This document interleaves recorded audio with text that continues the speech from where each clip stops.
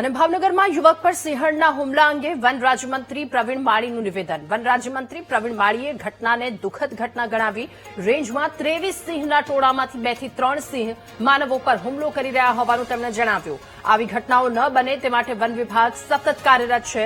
One વિભાગ દ્વારા માનવ વસાહતોની સુરક્ષા માટે પગલાં પણ લેવાશે. સેફટી ગ્રીલ ટ્રેકરની સંખ્યામાં પણ વધારો કરી ઘટનાઓ બનતી અટકાવવામાં આવશે. હુમલો કરતા સિંહને રેસ્ક્યુ કરી જંગલ વિસ્તારમાં છોડવામાં આવશે, પ્રવીણ માળીએ કહ્યું.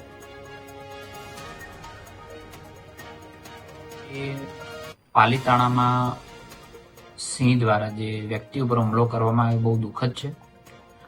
સદનસીબે એની જાન બચી ગઈ છે અને બંને સાથેની હ્યુમન કોન્ફ્લિક્ટ જે થયું છે એમાં એને નાની મોટી ઈજાઓ થઈ છે અને હોસ્પિટલ શિફ્ટ કરવામાં આવ્યો છે.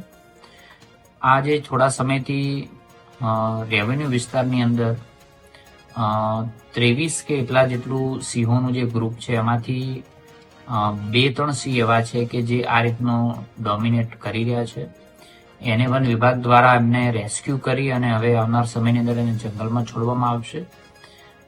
એની સાથે સાથે તકેદારીના ભાગરૂપે ટ્રેકરોની સંખ્યાની અંદર ત્યાં વધારે હ્યુમન કોન્ફ્લિક્ટ ના થાય એની ટ્રેનિંગ પણ આપવામાં આવશે અને સાથે માનવ મૂલ્યોનું જતન કેમ થાય, ખેડૂતોને નુકસાન ન થાય અને રાત્રિ દરમિયાન જે રીતે એ રહેતા હોય અને રહેણી કહેણીની અંદર જે કોઈ લોખંડની જાળી ને બધું આપવાનું હોય છે એને સુનિશ્ચિત કરવામાં આવશે અને સાથે એનું જે નેચરલ હેબિટાટ્સ છે એને ઇન્ક્રીઝ કરવાની અંદર પણ ફોરેસ્ટ વિભાગ મહેનત કરી રહ્યું છે અને વધુ મહેનત કરશે અને આ પ્રકારના જેટલા પણ સિંહ કોઈ હ્યુમન કોન્ફ્લિક્ટ વારંવાર કરતા હશે તો એને જંગલ વિસ્તારની અંદર છોડવા